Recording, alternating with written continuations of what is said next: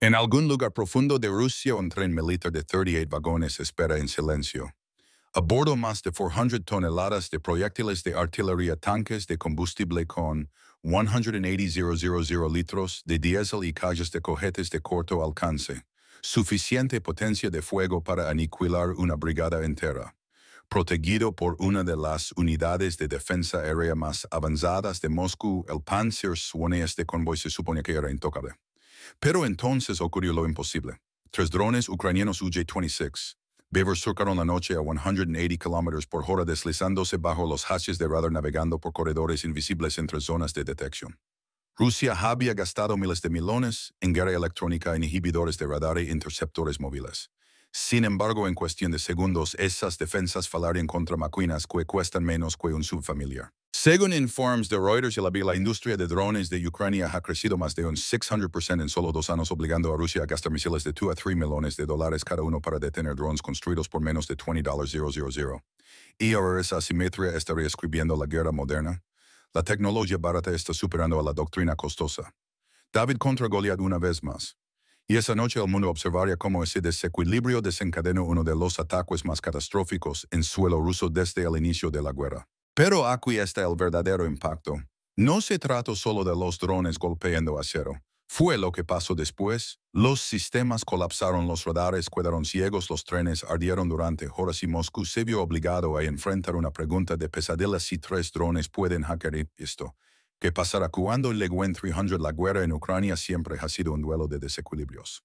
Un lado depende de los números y la masa, el otro de la velocidad y la innovación. Rusia cuenta con uno de los ejércitos más grandes del mundo, con más de 700 aviones de combate cazas y 3,000 tanques y reservas de artillería que se remontan a la Guerra Fría. Ucrania, por el contrario, se vio forzada a improvisar. Lo que le faltaba en cantidad lo compensó con ingenio, combinando componentes comerciales, tecnología civil y apoyo de inteligencia occidental. Este desequilibrio convirtió a los drones en el gran ecualizador de Ucrania. Informes de Asterisk, The New York Times, Asterisk y Asterisk, Defense News Asterisk, destacan cómo los ingenieros de Kiev transformaron drones comerciales en plataformas de ataque capaces de sortear la red de defensa aérea de Moscú, valorada en miles de millones de dólares. En la historia militar la comparación es sorprendente. Cometas baratas una vez hostigaron a las tropas de Napoleón. Minas improvisadas frenaron ejércitos en la Segunda Guerra Mundial. Ahora, en 2025, drones que cuestan $20,000 están humillando sistemas como el S-300, el Dorm-2 y el Panzer, cada uno valorado en decenas de millones. La narrativa de David contra Goliat resuena mucho más allá del campo de batalla. Según Asterisk, y Asterisk, Al Jazeera Asterisk, los estrategas de la OTAN están replanteándose en silencio su doctrina. La alianza había invertido miles de millones en casas de alta gama como el F-35, Lightning II, aviones que cuestan $80 millones cada uno, mientras que Ucrania ha demostrado que enjambres de drones volando a ras de árboles pueden lograr lo que flotas de aviones no pueden: penetrar defensas, interrumpir la logística y desatar el caos. Este ataque específico apuntó al corazón de Rusia, su sistema ferroviario. Desde el siglo XV el ejército ruso ha dependido de los ferrocarriles para mover equipos pesados. Durante la Segunda Guerra Mundial, Stalin movilizó divisiones enteras por tren para detener el avance alemán. Hoy la artillería, el combustible y los refuerzos rusos todavía se mueven por tren, a menudo a través de puntos de estrangulamiento vulnerables. Un solo golpe puede generar un impacto en todo el frente. La estación de ferrocarril de Salsk, elegida por los planificadores de Ucrania, no era solo un depósito. Era un nudo que conectaba el frente sur cerca de Rostov-on-Don con las rutas de suministro hacia el Donbass ocupado. Cortar esta arteria significó frenar las ofensivas rusas, retrasar la munición a las baterías de primera línea y obligar a Moscú a extender convoyes ya de por sí sobrecargados. Para Ucrania, el ataque no fue solo táctico, fue simbólico. Demostró que el imperio de acero de Moscú podía ser perforado por máquinas más pequeñas que un coche. Mostró que la vieja doctrina soviética diseñada para batallas de tanques y duelos de misiles era impotente contra el ingenio del siglo XX. Sin embargo, el riesgo era inmenso. Los pilotos de drones sabían que los sistemas rusos de guerra electrónica habían llegado a decenas de drones antes. Interferencias de frecuencia, barridos de radar, baterías móviles de misiles. Cada capa estaba diseñada para eliminar intrusos antes de que alcanzaran objetivos valiosos. Pero sí, incluso unos pocos drones sobrevivían el impacto sería devastador. En las salas de guerra de Kiev, los planificadores apostaron por un principio antiguo el cerebro sobre la fuerza bruta, y esa noche la apuesta resultaría más costosa para Moscú de lo que nadie esperaba. El last 212 M3 drones UJ-26 Beaver cruzaron la frontera rusa. Otros tres los siguieron minutos después, dividiéndose en dos grupos norte y sur. Cada uno estaba guiado no por GPS que los inhibidores rusos habían bloqueado hace mucho, sino por puntos de referencia preprogramados y reconocimiento de terreno. Cada segundo contaba, cada metro importaba. Los operadores rusos en los centros de mando observaban cómo las pantallas de radar parpadeaban con firmas débiles. El grupo del norte era visible cerca de la autopista por sus firmas térmicas traicionadas por el terreno abierto. Se desplegó una batería M2 con su radar variando a 25 rotaciones por minuto. Sobre el papel, el TOR tenía una probabilidad de destrucción del 92% contra drones a baja altitud. En la práctica tuvo que elegir entre múltiples retornos falsos creados por las contramedidas de Ucrania, señuelos térmicos, ráfagas de ruido deliberadas, incluso globos reflectantes. Mientras tanto, el grupo del sur se deslizó hacia el valle de Severky Donetsk.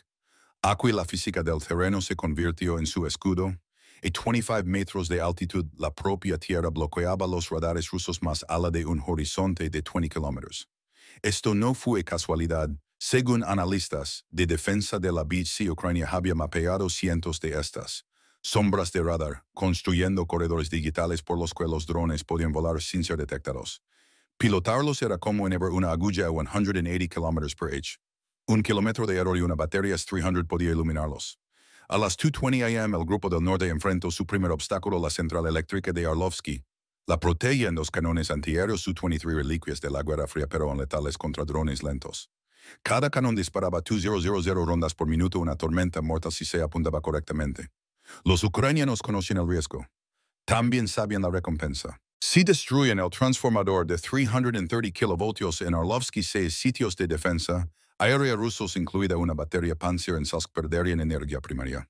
Los generadores se activarían, pero no de inmediato. Durante 20 minutos críticos, los radares quedarían ciegos, las computadoras se reiniciarían y los enlaces de mando parpadearían. 20 minutos, tiempo suficiente para que el segundo grupo atacara el tren. El plan se desarrolló con un ritmo brutal. Un dron ascendió deliberadamente a 300 metros atrayendo fuego. Las rondas trazadoras iluminaron el cielo nocturno. Arcos naranjas desgarrando la oscuridad. El segundo y tercer dron volaron bajo rozando balas y sumergiéndose, detrás de cobertizos de mantenimiento. El dron líder realizó un giro brusco, una maniobra estudiada a partir de imágenes de cámaras de armas rusas. El fuego trazador predecible faló por centímetros. Entonces legó el primer clímax menor. El dron que volaba bajo se estrelló contra la base del transformador. Una carga moldeada Case 6 de 20 kilogramos atravesó el acero, encendiendo el aceite refrigerante en una bola de fuego que rugió a 60 metros de altura. Segundos después, el segundo dron se precipitó contra el gabinete de control, mientras que el tercero destrozó la parte superior del buque. Por un momento, silencio. Luego, arcos de electricidad saltaron como relámpagos a través de la red. Los disyuntores se dispararon uno tras otro en una fala en cascada que sumió a la mitad de la región en la oscuridad. En los búnkeres de mando, las pantallas se oscurecieron. Los operadores maldijeron mientras los generadores tartamudeaban al encenderse. Pero la pesadilla apenas comenzaba. A las 2:26 m, el grupo del sur ya estaba a 40 kilómetros. Seguían las líneas ferroviarias, explotando las interferencias creadas por los rieles de acero y los cables de energía. La doctrina rusa asumía que los contactos a baja altitud eran vehículos de mantenimiento. Esa suposición costaría caro. Y entonces legó el segundo clímax menor. Una tripulación de Panzer en Salsk, atrapada en medio de un cambio de turno, detectó débiles retornos térmicos. El artillero disparó un misil 57, guiándolo manualmente con un joystick a través de ópticas empanadas por la lluvia. Pero sin radar, el misil se volvió balístico, explotando inofensivamente en el cielo. $15 millones en tecnología reducidos a fuegos artificiales. Los drones se dispersaron, se regruparon y avanzaron. Sin energía, con radares ciegos y operadores en caos, nada se interponía entre ellos. Su objetivo, un tren de 38 vagones cargado de destrucción. A las 2:41 m, el cruce ferroviario de Salsk brillaba con la luz de los reflectores. Sin embargo, dentro del vehículo de mando Panzer, el mundo se derrumbaba. Las redes eléctricas habían fallado. Las comunicaciones con los centros de radar regionales estaban cortadas. Los operadores estaban ciegos, forzados a rastrear objetivos a simple vista. A través de ópticas empanadas por la lluvia, los 3 drones UJ-26 Beaver iniciaron su carrera final.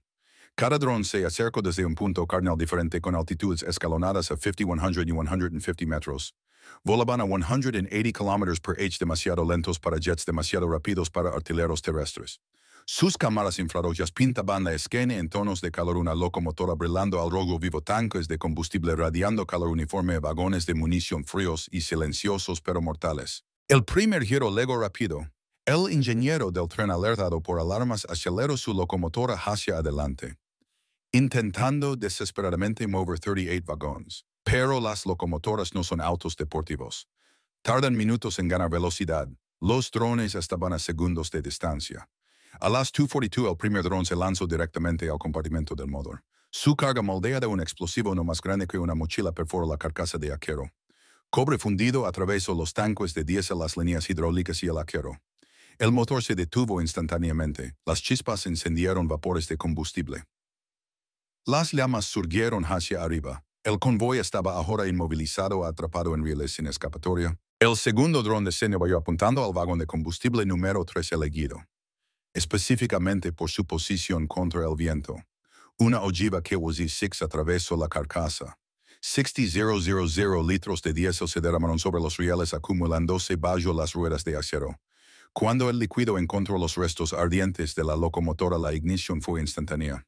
Un río de fuego corrió por los rieles, consumiendo traviesas de madera y derramándose. En el patio de la estación, el tercer dron viró a la izquierda con su piloto ajustando según las imágenes térmicas de los otros. Su objetivo, un vagón de munición a mitad del tren cargado con proyectiles de artillería de 152 mm. La inteligencia ucraniana había marcado este vagón como crítico. A las 2:43 el Beaver se estrelló contra el lateral con su ojiva, perforando la carcasa reforzada. La detonación inicial fue amortiguada, casi decepcionante, pero eso fue solo el comienzo. Dentro el fuego alcanzó los explosivos apilados. Un proyectil se encendió, luego otro, luego docenas. Las detonaciones secundarias sacudieron el patio. Fragmentos de acero destrozaron los vagones vecinos. Las ondas de presión rompieron ventanas a 1 kilómetro de distancia. Ya entonces llegó el giro que nadie en Moscú quería. El río de diésel en llamas, avivado por el viento, alcanzó más vagones de munición. A las 2:45 las detonaciones simpáticas rugieron en ambas direcciones.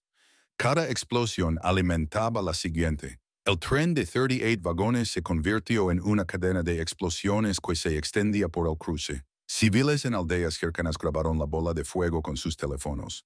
Imágenes verificadas por la BBC Reuters mostraron una columna de humo que se elevaba casi 1 kilómetro, visible desde la órbita. El sonido se propagó por millas, haciendo temblar las casas. Dentro del vehículo Panzer, los operadores intentaron disparar misiles de nuevo, pero su sistema estaba inutilizado. Voltaje demasiado bajo, ópticas oscurecidas por el humo. Los artilleros rastrearon formas fantasmas, incapaces de distinguir drones de fuego. Para cuando se dieron cuenta de que el ataque había terminado, ya era demasiado tarde. $15 millones en equipos de defensa rusos se habían reducido a un espectador ciego observando cómo 3 drones, cada uno valorado en menos de $20,000, estaban perdidas, valuadas en cientos de millones. Lo que el mundo presenció esa noche no fue simplemente un ataque contra acero. Fue una revelación. El débil había encontrado la grieta en la armadura. Lo barato había humillado a lo costoso. Una doctrina ferroviaria centenaria había sido destrozada por máquinas más pequeñas que un hombre. Y mientras las llamas devoraban Salsk, una pregunta resonó en los ministerios de defensa de todo el mundo: si 3 drones podían destruir un cruce, ¿qué harían 300 con una ciudad? Al amanecer, la estación de Salsk era irreconocible. El acero carbonizado se retorcía donde antes estaban los vagones. Imágenes satelitales confirmadas por analistas de Reuters mostraron una cicatriz ennegrecida que se extendía casi 1 kilómetro por el paisaje. La columna de humo fue detectada por el satélite MODIS de la NASA, evidencia demasiado grande para que incluso los medios estatales rusos la descartaran. Los números contaban una historia brutal: 38 vagones destruidos o inutilizados, al menos 12 vagones de combustible perdidos. equivalentes a 720,000 litros de diésel, y unas 200 toneladas de proyectiles de artillería detonados. Según The New York Times, tal pérdida podría sostener a una división de artillería rusa durante 2 semanas. Todo desaparecido en menos de media hora. Financieramente, el daño fue asombroso.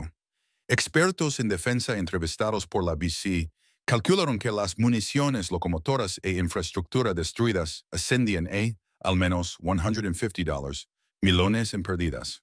En comparación, los 3 drones UJ-26 usados en el ataque costaron juntos menos de $60,000. La simetría no podía ignorarse. Rusia había pasado décadas construyendo defensas de alta tecnología, pero fueron desmanteladas por armas más baratas que un coche de lujo.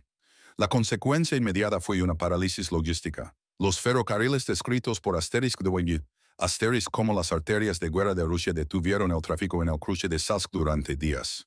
La munición destinada a las baterías de primera línea en el Donbass se retrasó, obligando a las unidades rusas a racionar proyectiles. Las escaseces de combustible se propagaron por los depósitos en Rostov Oblast, estancando convoyes que ya luchaban con el desgaste. Estratégicamente, el ataque rompió ilusiones de invulnerabilidad.